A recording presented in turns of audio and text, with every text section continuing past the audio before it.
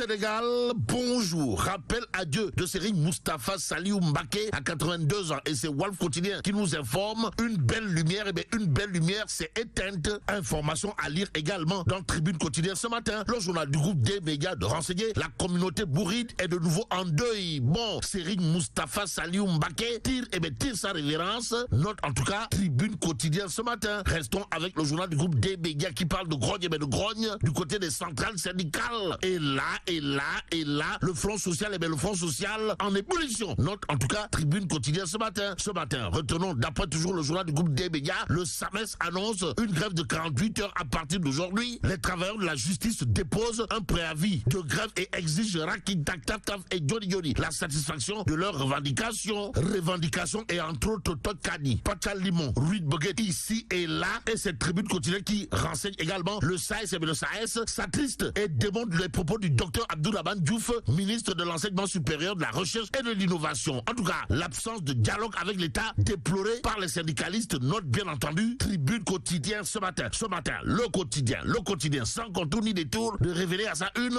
revendication salariale, licenciement massif et entre autres Tolof et Diafé de l'heure, surchauffe syndicale. Bon, Abbas Fall tente de calmer les centrales des travailleurs. Note bien entendu le quotidien au journal de renseigner. En tout cas, le SAMES se concerte tandis que le SAES annonce une grève. Et pendant ce temps, révélation quotidienne de renseigner Ahmadou Al-Amin Lo, secrétaire général du gouvernement, des mesures d'austérité en vue. Au vu de la situation, il convenait de souligner que Tchaf surtout que nous livre révélation qu'on se dirige sans contour ni détour vers une hausse des prix de l'électricité et de certaines denrées de première consommation. Des doigts, waouh. Bon, à noter également autour des mesures d'austérité en vue. Selon Ahmadou Al-Amin Lo, secrétaire général du gouvernement, la baisse de salaire. Bon, l'As quotidien toujours au chapitre de cette actualité de souligner les propos signés Al-Aminou Lo, secrétaire général du gouvernement, à savoir le redressement économique nécessitera des efforts et des sacrifices. En tout cas, l'État prévoit de baisser les salaires, renseigne l'As quotidien qui s'appuie sur les propos signés monsieur le secrétaire général du gouvernement Al-Aminou Lo en l'occurrence. Y a-t-il lieu là de dire Euskei ou Tchei? En tout cas,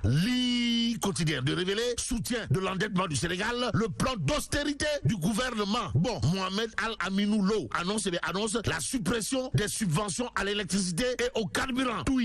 Aussi, une baisse des salaires est en vue. Bon, réformer le code des impôts et celui des douanes, voilà ce qui est prévu. Si on en croit monsieur le secrétaire général du gouvernement, nous lisons bien entendu quotidien, le journal d'ajouter, le chef de l'État se veut rassurant. Waouh. Cependant, le Public Quotidien révèle à sa une baisse des salaires, levée des exonérations et de subventions, couteau au cou des Sénégalais. L'État plie devant le FMI. C'est une interrogation en tout cas du Public Quotidien au journal de souligner situation alarmante du pays, des dirigeants qui, au lieu de rassurer, a peur. Bon, suppression d'agences, baisse des salaires, exonération d'impôts, levée des subventions à l'électricité et au carburant. Ahmadou Al-Aminou Lo liste les sacrifices pour booster les finances publiques. Renseigne en tout cas le public et ce que rend public le journal porte sur un fait clair, comprenez, une acceptation des recommandations du FMI via son équipe envoyée au Sénégal du 5 au 12 septembre 2024. Rappelle tout simplement et tout bonnement le journal Le Public et ce que rend public. Tribune Quotidien à ce sujet porte également sur la politique de restriction et d'austérité. En tout cas, le gouvernement lance une onde de choc sur le pouvoir d'achat. Y a-t-il lieu là de dire Machallah ou Mala? Bon, les salaires seront revus à la baisse, informe Tribune Quotidien au journal du groupe des médias de parler des exonérations et des subventions sur l'électricité, le carburant et l'eau qui seront également supprimés. Bon, Al-Aminou Lo met en garde les organisations syndicales, renseigne Tribune Quotidien avant d'ajouter des répercussions sur le coût de la vie des Sénégalais sont inévitables et incontournables. D'où l'intérêt pour nous de prendre les échos. Le journal lui révélait réduction drastique du train de vie de l'État. Et en l'État, il est prévu des coupes sombres.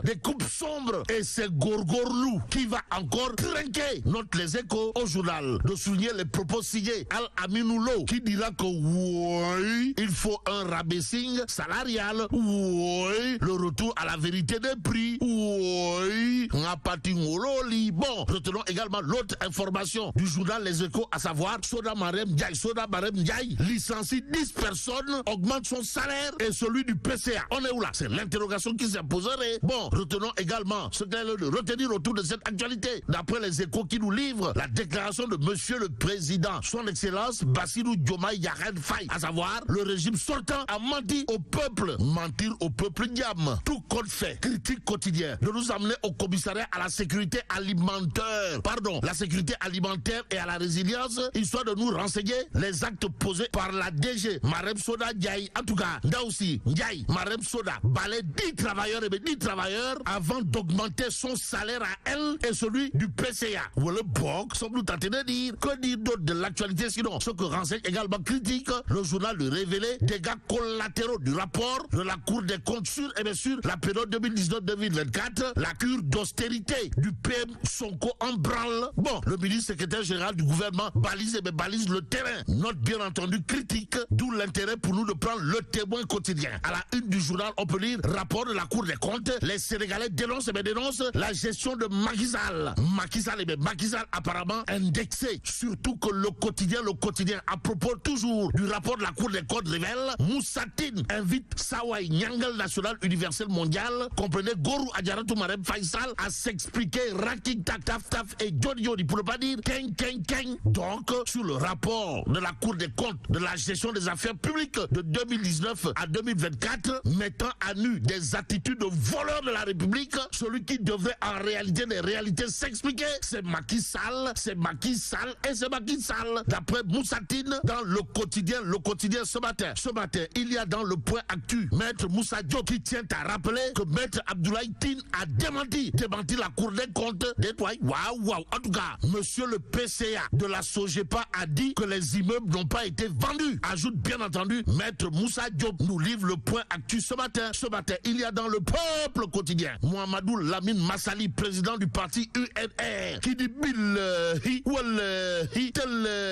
quand la vérité nous interpelle face aux mensonges et manipulations, se taire, c'est être acteur et complice. En d'autres termes, il va falloir s'attendre à des punkalimamou Kourbaï Falden, Ngandibamou Mbolde Bouride, pour ne pas dire des touilles, signé Mohamedou Lamine Massali du parti UNR, si on en croit sa sortie au vitriol, à lire dans le Peuple quotidien. Au même moment, il convenait de prendre le Témoin quotidien ce matin pour terminer. Le journal de révéler forêt classée de Thiès, attribution de 185 hectares à la société Qualité Végétale Sénégal, en abrégé QVS, Abdou Karim Sall, Baïdi Ba, le député JB6 et un ministre de Diomaye au cœur du scandale. Vous le déconnez? Wallahi Talaï. Bon, un trio pointé du doigt pour installation irrégulière, attribution illégale d'un site de plusieurs hectares. Bon, retenons également des délimitations douteuses pour QVS et non d'application des décisions de justice. Mais là, c'est donc de